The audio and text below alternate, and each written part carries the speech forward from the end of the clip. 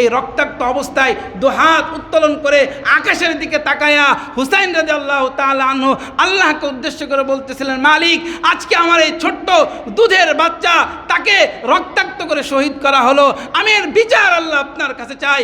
এভাবে এই সন্তানকে ঘরের মধ্যে তাঁবুর মধ্যে নিয়ে নিজের স্ত্রীর কাছে পৌঁছে দিলেন যে এই যে নাও তোমার সন্তান, আর কোনোদিন পানি চাইবে না।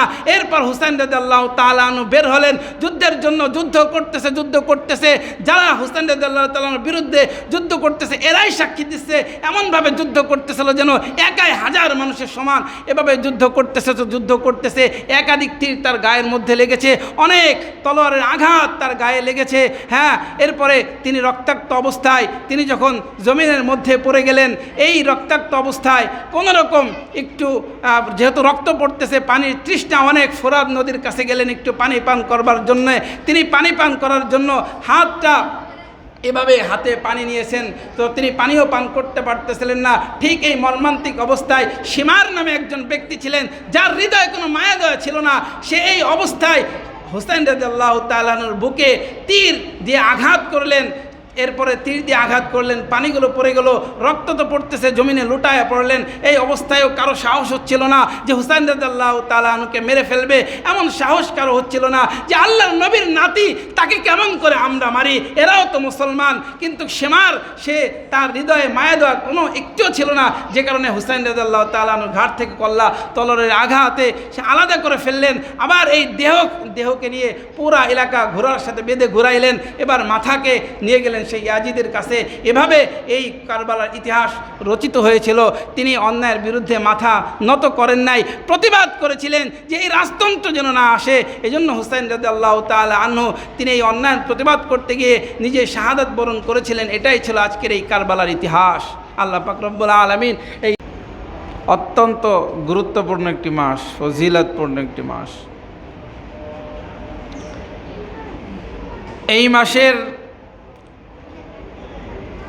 বড় ইবাদতের মধ্যে একটি হচ্ছে রোজা, যেটা আলহামদুলিল্লাহ আমরা অনেকেই আজকে রোজা রেখেছি। 10ই মুহররম, আজকে শুক্রবার 10ই মুহররম, মুসলমানদের জন্য ঐতিহাসিক একটি দিন। এই দিনে আল্লাহ পাক রব্বুল আলামিন অনেকগুলো ঘটনা সংঘটিত করেছিলেন। বিশেষ করে হযরত মুসা আলাইহিস সালাতু ওয়াস সালামের ঘটনা। তো ওই জায়গা থেকে যে ইবাদতটা আমাদের কাছ পর্যন্ত এসে পৌঁছেছে সেটা হচ্ছে রোজা। আর এই রোজা যদি কোনো বান্দি রাখে তাহলে আল্লাহ পাক রব্বুল আলামিন তার পেছনের 1 বছরের গুনাহ মাফ করে দেন। বলেন না সুবহানাল্লাহ।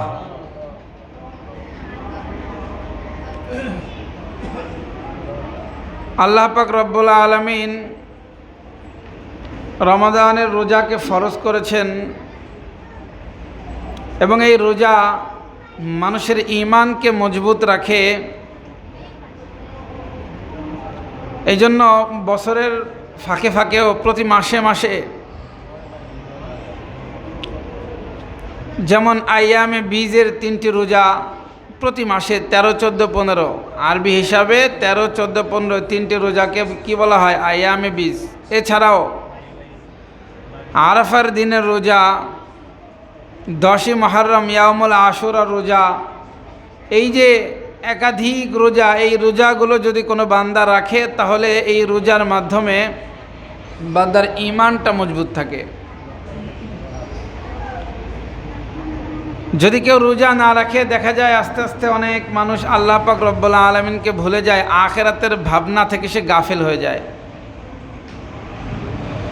কিন্তু কেউ যদি রোজাগুলো রাখতে পারে তাহলে আখিরাতের ভাবনা থেকে সে গাফিল হয় না, আখিরাতের ভাবনা তার জেহেনে থাকে। যার ভিতর থেকে আখিরাতের ভাবনা চলে যায় সে আর আখিরাতের প্রস্তুতি নিতে পারে না, আখিরাতের প্রস্তুতির ক্ষেত্রে সে দুর্বল হয়ে পড়ে। এই জন্য আমরা চেষ্টা করব যখন যে রোজা সামনে আসে সেই রোজা রাখবো, পাশাপাশি প্রতি মাসের আইয়ামে বীজের রোজাটাও আমরা রাখবার চেষ্টা করব ইনশাআল্লাহ।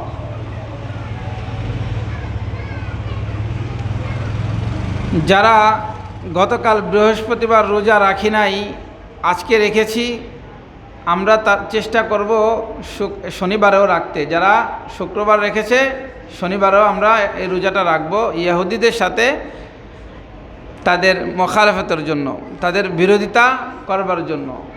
আল্লাহ রাসূল সাল্লাল্লাহু আলাইহি সাল্লামের এই ইচ্ছা পোষণ করেছিলেন এবং সমস্ত সাহাবা একরাম এভাবে রোজা রাখতেন, 9 তারিখ, 10 তারিখ অথবা 10 তারিখ এবং 11 তারিখ।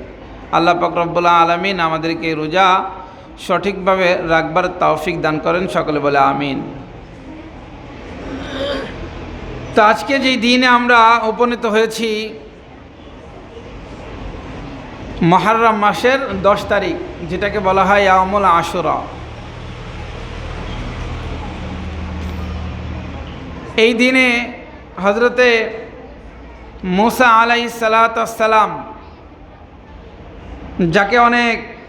যার উপর অনেক জুলুম নির্যাতন করা হয়েছে বনি ইসরাইলের উপর, আর বনি ইসরাইল বলা হয় বর্তমান ইসরাইল সহ পৃথিবীর যে সমস্ত জায়গায় ইহুদিরা বাস করে তাদের পূর্বপুরুষদেরকে কি বলা হয়? বনি ইসরাইল। পবিত্র কোরআনের মধ্যে একটা সূরা আছে যে বনি ইসরাইল, 15 নম্বর পারার মধ্যে সূরাত বনি ইসরাইল, বিস্তারিত ঘটনা সেখানে রয়েছে। এই বনি ইসরাইলের উপর অনেক জুলুম নির্যাতন হয়েছে, আর ওই গোত্রের মধ্যেই আল্লাহ পাক রব্বুল আলামিন পয়গম্বর হযরতে মুসা আলাইহিস সালামকে প্রেরণ করেছিলেন।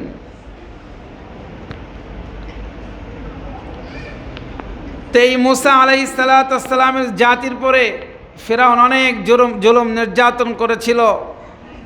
তাকে হত্যার উদ্দেশ্যে যেদিন বের হয়, মুসা আলাইহিস সালাম নিজের গোত্র সমস্ত মানুষদেরকে নিয়ে নিজ গোত্রের তিনি জায়গা ছেড়ে ভিন্ন দিকে চলছিলেন। চলতে চলতে দেখেন সামনে বিশাল এক সাগর। তো এই সাগর পাড়ি দেওয়া, কিভাবে পাড়ি দেবে? আশেপাশের তার গোত্রের যে সমস্ত লোক তারা বলছে আমরা তো এখন ধরাশয়ী হয়ে যাব। কিন্তু পয়গম্বর মুসা আলাইহিস সালাম আল্লাহ পাক রব্বুল আলামিনের উপর তাওয়াক্কুল করেছিলেন, আল্লাহ পাক রব্বুল আলামিনের উপর ভরসা করেছিলেন। এই জন্য এই পানিকেও শক্ত আবরণে পরিণত করে দিয়েছিলেন। যারা আল্লাহ পাক রব্বুল আলামিনের উপর ভরসা করে, প্রতিকূল পরিবেশও আল্লাহ তাআলা তার জন্য অনুকূলে এনে দেন, এটাই তার প্রমাণ।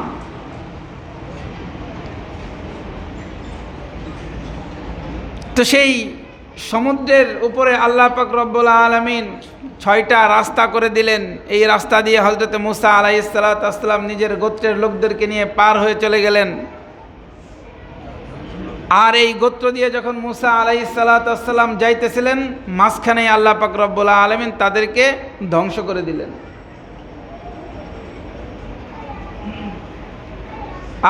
আর ফিরআউন যে জুলুম নির্যাতন করেছিল, এটা যে কত বড় অপরাধ, সেই অপরাধের কথা যেন কিয়ামত পর্যন্ত মানুষ স্মরণ রাখে। এই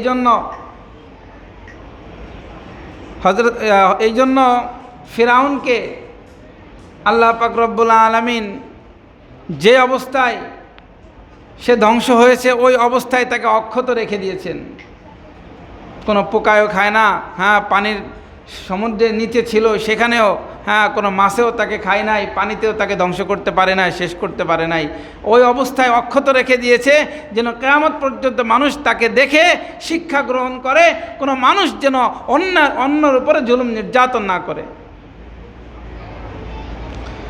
তো মুসা আলাইহিস সালাম এভাবে মুক্তি পেলেন, আর এই মুক্তির শুকরিয়া স্বরূপ তিনি কি করেছিলেন? রোজা রেখেছিলেন। আল্লাহ পাক রব্বুল আলামিন জুলুম নির্যাতন থেকে তাকে মুক্তি দান করলেন। হাযা ইয়াউমুন নাজ্জাল্লাহু বনি ইসরাইল। আর যেই দিনে মুক্তি দান করেছিলেন, এই যে আজকের হলো সেই দিন, মুহররম মাসের 10 তারিখ। এই দিনেই হযরত মুসা আলাইহিস সালাম এই জালেম থেকে মুক্তি লাভ করেছিলেন। সেই দিনে আজকে আমরা উপনীত হয়েছি। আর এই জন্য তিনি শুকরিয়া আদায় করেছিলেন, যেহেতু আল্লাহ রাসূল সাল্লাল্লাহু আলাইহি সাল্লামের বেশি নিকটে হযরতে মুসা আলাইহিস সালাম তিনিও শুকরিয়া আদায় করেছিলেন। এই জন্য বিশ্বনবী মুহাম্মদ রাসূলুল্লাহ সাল্লাল্লাহু আলাইহি সাল্লামের উম্মত কিয়ামত পর্যন্ত এই রোজা রাখবে ইনশাআল্লাহ। একই সাথে এই দিন আমাদের কাছে আমরা স্মরণ করে থাকি, ভিন্ন এক আঙ্গিতে আমরা এই দিনকে স্মরণ করে থাকি। কারবালার ঘটনার মধ্য দিয়ে এই দিন আসলে আমাদের সামনে আমাদের স্মরণ হয় কারবালার এই মর্মান্তিক ঘটনা।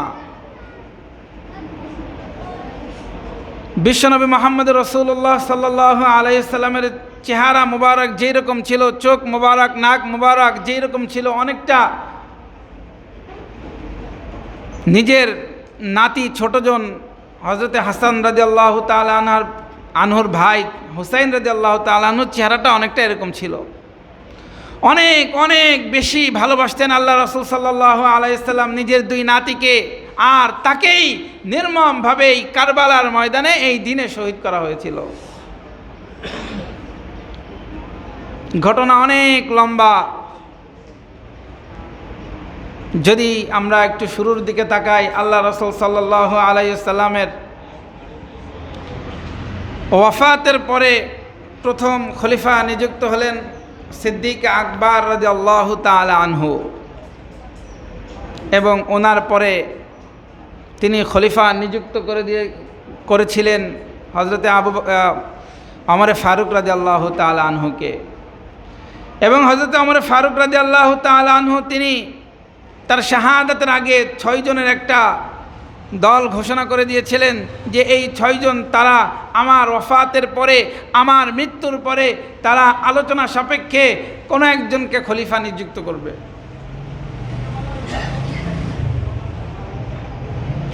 তো তখন ওই 6 জন এবং তার সহযোগী হিসেবে আব্দুল্লাহ ইবনে ওমর তাকেও রেখেছিলেন, কিন্তু নিজের সন্তানকে খলিফা নিযুক্ত করেন নাই, রাজতন্ত্র যেন চালু না হয়।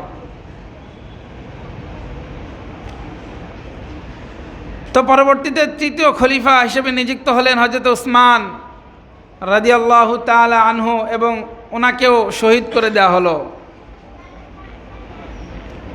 আব্দুল্লাহ ইবনে সাবা যেটা নেতৃত্বে ছিলেন, এই আব্দুল্লাহ ইবনে সাবা তিনি একবার আবেদন করেছিলেন হযরতে ওসমান রাদিয়াল্লাহু তাআলা আনহুর কাছে যে আমাকে কোনো একটা বড় দায়িত্ব দেওয়া হোক। তো তিনি হযরত ওসমান রাদিয়াল্লাহু তাআলা আনহু তাকে উপযুক্ত মনে করেন নাই, দায়িত্ব দেন নাই। তো দায়িত্ব না দেওয়ার কারণে তার মধ্যে একটা ক্ষোভ জন্মাইলো, আর সেই ক্ষোভ থেকে তিনি বিভিন্ন জায়গায় যেখানেই থাকে ওইখানে উসমান রাদিয়াল্লাহু তাআলা আনহুর বিরুদ্ধে তিনি মানুষকে বুঝাতে লাগলেন যে উসমান রাদিয়াল্লাহু তাআলা আনহু তিনি স্বজনপ্রীতি করতেছেন, তিনি এই বাইতুল মাল থেকে সম্পদগুলো নিজের আত্মীয় স্বজনদেরকে দিতেছে। এভাবে তার বিরুদ্ধে একটা বানোয়াট কথা মানুষের মাঝে ছড়াইতে লাগলো। অথচ ওসমান রাদিয়াল্লাহু তাআলা আনহু নিজের সম্পদ ছিল অনেক বেশি, জীবনে কোনো দিন যতদিন দায়িত্ব ছিল 1 টাকাও বাইতুল মাল থেকে মাসিক ভাতাটা পর্যন্ত নেয় নাই। তো সেই সাহাবী ওসমান রাদিয়াল্লাহু তাআলা আনহুর বিরুদ্ধে এরকম কথা। তো তিনি যখন জানতে পারলেন মদিনা থেকে তাকে বের করে দেওয়া হলো, তাকে এইভাবে 6টা জায়গায় তাকে স্থানান্তরিত করা হলো। যেই জায়গায় যায় ওই জায়গায় তিনি উসমান রাদিয়াল্লাহু তাআলা আনহুর বিরুদ্ধে মানুষকে বুঝাতে লাগলেন। বসরায় গিয়েছে, শামে গিয়েছে, দামেস্কে গিয়েছে, বিভিন্ন জায়গায় তিনি গিয়েছে, সব জায়গায় ওনার বিরুদ্ধে মানুষকে বুঝাতে লাগলেন। তো অনেক জায়গায় যেহেতু ঘুরছে, সব জায়গা থেকে কিছু সাথী সংগ্রহ করে তার নিজের একটা দল ভারী করছে, অনেক বড় একটা দল হয়েছে। তো সেই দল তারা একত্রিত হয়ে উসমান রাদিয়াল্লাহু তাআলা আনহুর পর এমন সময় হামলা করেছে মদিনাতে, যেই সময় মদিনার মানুষ হজ করার জন্য মক্কায় গেছে। তখন সাহাবা একরামদের সংখ্যা ওইখানে কম ছিল, যেহেতু সবাই হজে গেছে, হজ করতে গেছে। তো এই সুযোগে ওসমান রাদিয়াল্লাহু তাআলা আনহুকে শহীদ করা, তাকে হত্যা করার উদ্দেশ্যে তার বাড়ি ঘেরাও করলো। তখনও হযরতে হাসান হুসাইন রাদিয়াল্লাহু তাআলা আনহু পাহারার দায়িত্বে ছিলেন, কিন্তু তখন তারা সামনের গেটে ছিলেন।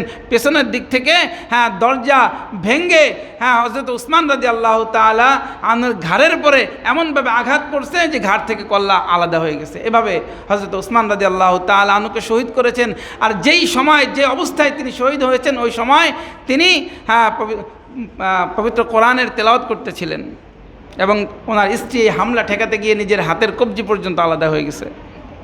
এভাবে হযরত ওসমান রাদিয়াল্লাহু তাআলা আনহুকে শহীদ করা হলো। তারপর কে খলিফা নিযুক্ত হবেন?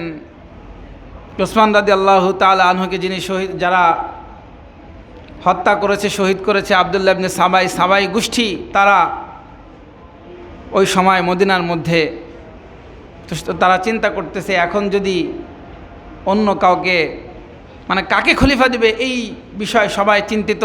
আর এই যারা হামলা করেছে সাবাই গোষ্ঠী, আব্দুল্লাহ ইবনে সাবা, তো সে চিন্তা করতেছে, এখন যদি আমরা কোনো মতে আলী রাদিয়াল্লাহু তাআলা আনহুর কাছে তাকে যদি আমরা খলিফা নিযুক্ত করতে পারি, তিনি একটু নরম মেজাজের মানুষ, অন্তত আমরা বাঁচব।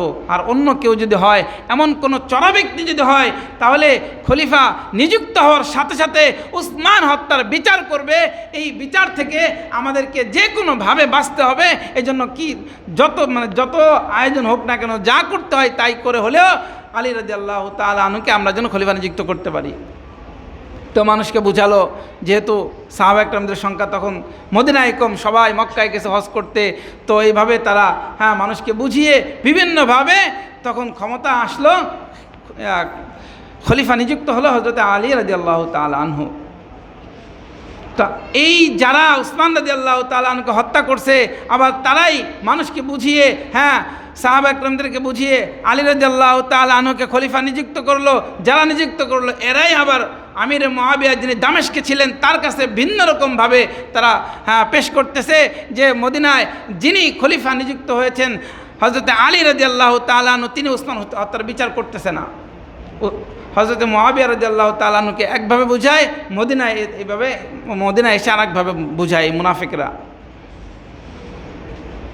তো মুআবিয়া রাদিয়াল্লাহু তাআলা আনহু তিনি তো উত্তেজিত যে সবার আগে আমি চাই আল্লাহর নবীর সাহাবী উসমান হত্যার বিচার হবে, বিচার করবে না কেন, এই জন্য তিনি উত্তেজিত হয়ে গেলেন যে বিচার আগে করতে হবে। আলী রাদিয়াল্লাহু তাআলা আনহু সিদ্ধান্ত নিলেন যে হত্যা করছে কে, আগে তো তাকে শনাক্ত করতে হবে, তারপর তো বিচার করব, এর আগে কিভাবে করব। মদিনার অবস্থা একরকম, শামের অবস্থা আর এক রকম, দামেস্কের অবস্থা আর এক রকম, যেখানে গভর্নর ছিলেন আমিরে মুআবিয়া রাদিয়াল্লাহু তাআলা আনহু। আর এই মুনাফিকরা মদিনায় আলী রাদিয়াল্লাহু তাআলা আনহুকে একভাবে বুঝায়, আর দামেস্কে গিয়ে মুআবিয়া রাদিয়াল্লাহু তাআলা আনহুকে ভিন্নভাবে বুঝাইতেছে। এভাবে দুজনের মাঝে শত্রুতা কিভাবে বৃদ্ধি করা যায়, কিভাবে যুদ্ধ লাগিয়ে দেওয়া যায়, এই চেষ্টা করতেছে আব্দুল্লাহ ইবনে সাবাই গোত্রের লোকজন। তো এইভাবে চলতেছে কিছুদিন। তো এই বিচারকে কেন্দ্র করে এই দুইজনের মধ্যে হযরতে আলী রাদিয়াল্লাহু তাআলা আনহু এবং আমিরে মুআবিয়া রাদিয়াল্লাহু তাআলা আনহুর মাঝে তুমুল যুদ্ধ লাগলো, তুমুল সংঘর্ষ শুরু হলো। এই যুদ্ধের মধ্যে ৭০,০০০ সাহাবা একরাম শাহাদাত বরণ করলেন।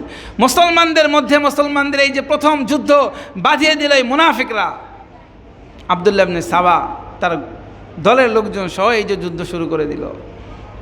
হযরতে আম্মা জান আয়েশা রাদিয়াল্লাহু তাআলা আনহা তখনও জীবিত, তিনিও হজ করতে গিয়েছিলেন।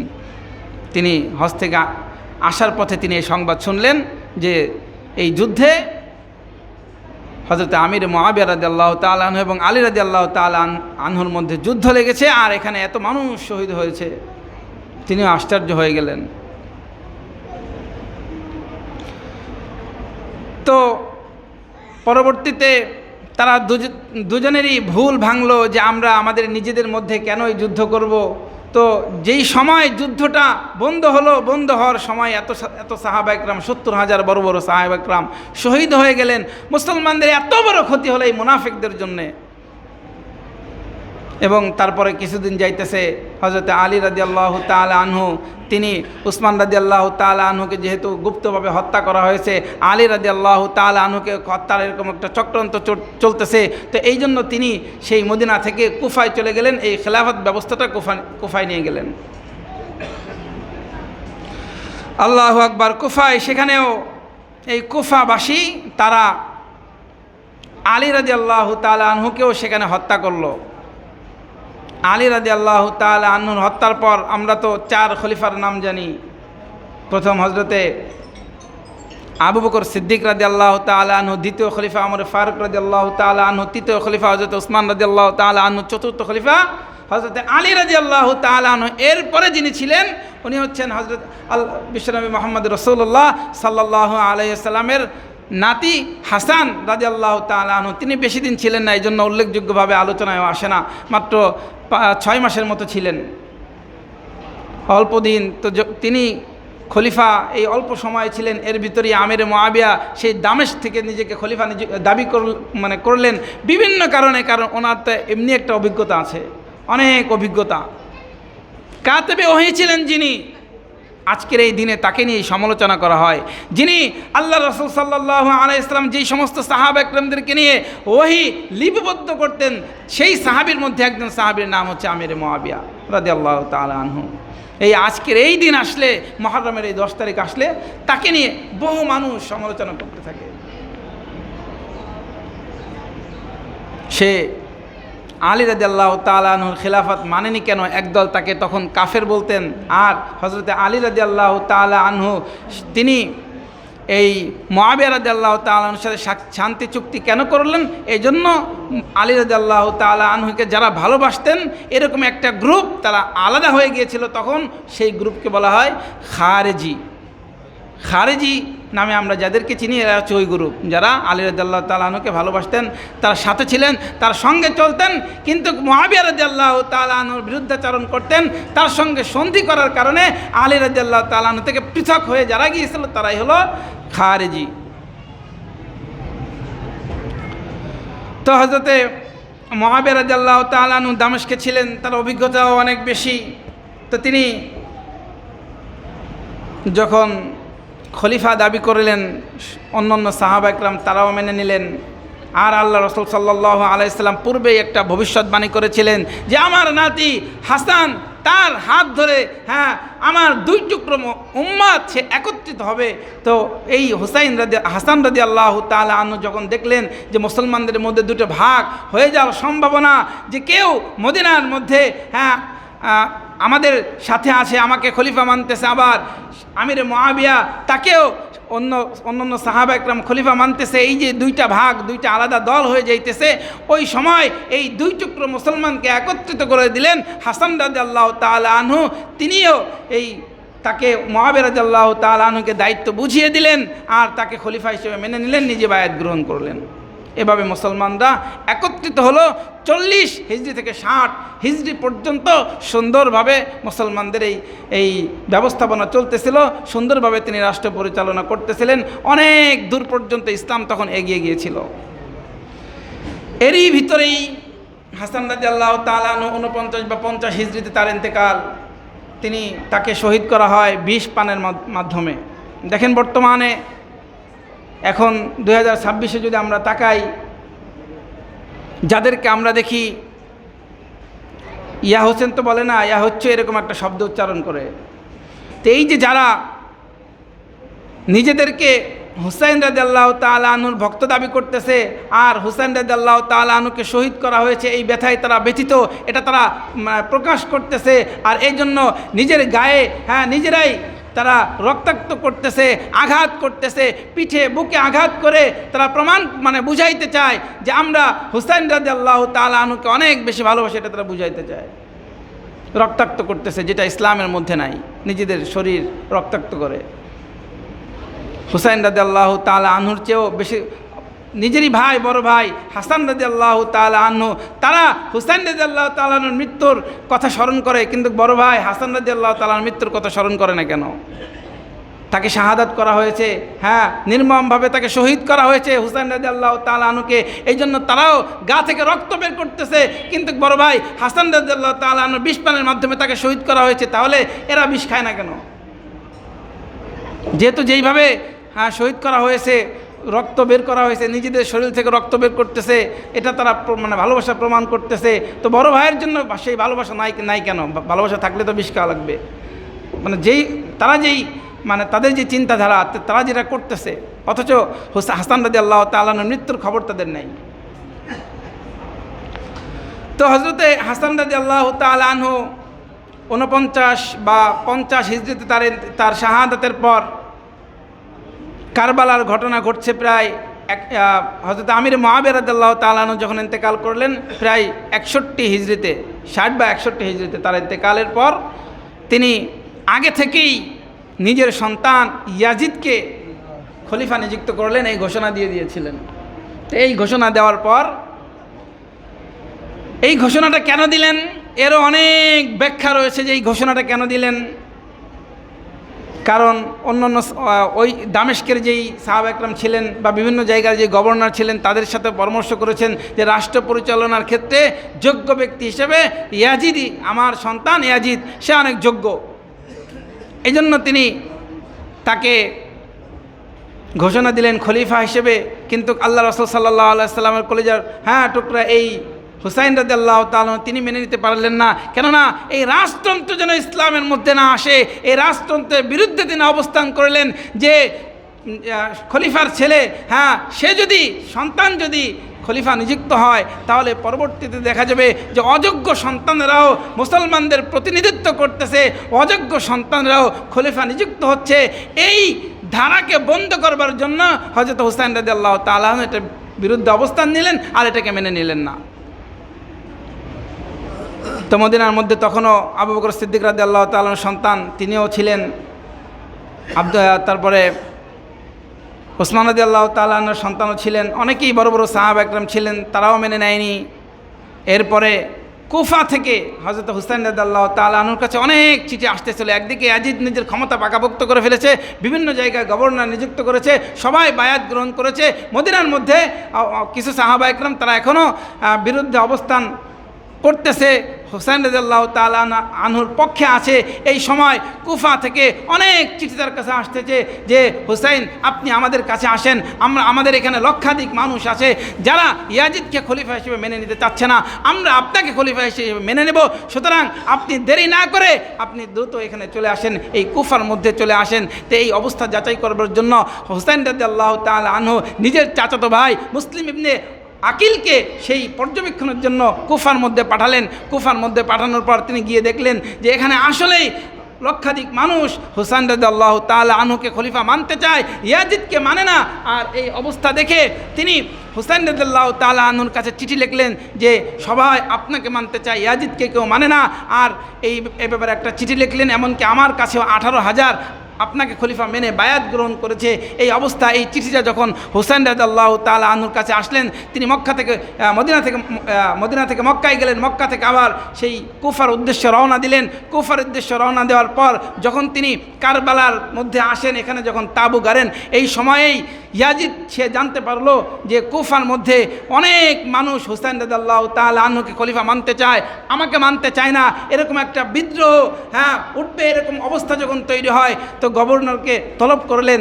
দেখলেন গভর্নর এমন একজন মানুষ, নোমান ইবনে বাশির, যে খুব নরম মেজাজের এবং আল্লাহ রাসূল সাল্লাল্লাহু আলাইহি সাল্লামের সাহাবী। তো তাকে দিয়ে তো হুসাইনকে দমন করা যাবে না, গভর্নর চেঞ্জ করে দিলেন। আর তখন যাকে দিলেন উবাইদুল্লাহ ইবনে যায়েদকে গভর্নর নিযুক্ত করলেন, সে খুব কঠোর মেজাজের মানুষ। আর এই উবাইদুল্লাহ ইবনে যায়েদ তিনি হুসাইন রাদিয়াল্লাহু তাআলা আনহুর বিরুদ্ধে অবস্থান করলেন। 5 থেকে 6 হাজার সেনা মোতায়েন করলেন। এই সেনা মোতায়েন করলেন, তাদের মধ্যে অনেক ছিল, যেমন বিশেষ করে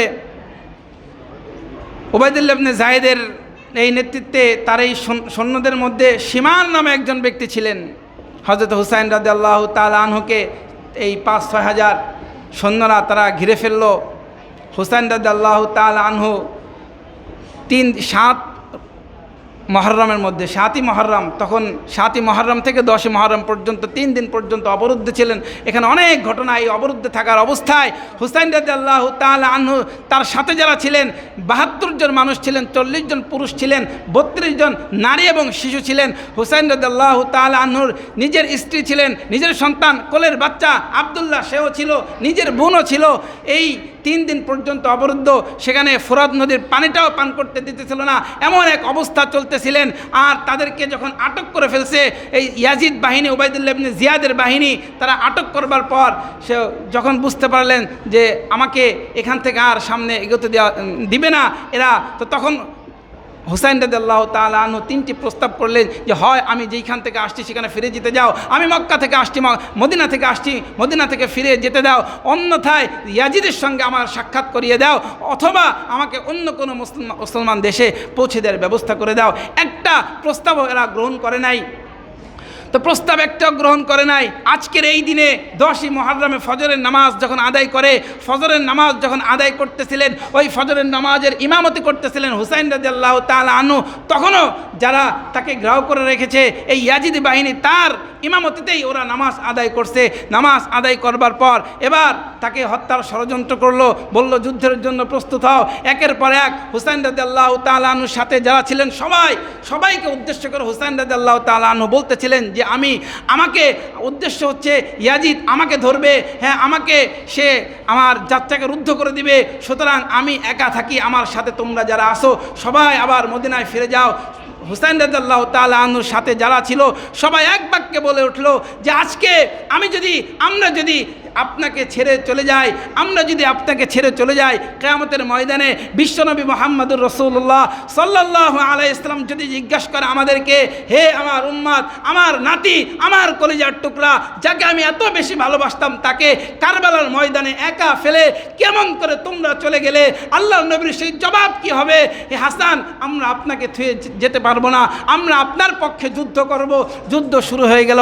একের পর এক 40 জন হুসাইন রাদিয়াল্লাহু তাআলা আনহুর সাথী সব শহীদ হয়ে গেল। এবার সর্বশেষ হুসাইন রাদিয়াল্লাহু তাআলা আনহু তিনি এই 10ই মুহররমে এই দিনে নিজের কলিজার টুকরা বাচ্চা ছেলে তাকে ফোরাত নদীর পানি পান করানোর জন্য বের হয়েছে, কিন্তু কই ইয়াজিদি বাহিনী সেই কোলের বাচ্চাটাকে তীর মেরে, হ্যাঁ একদিক থেকে তীর মারছে, অন্যদিকে বের হয়ে গেছে।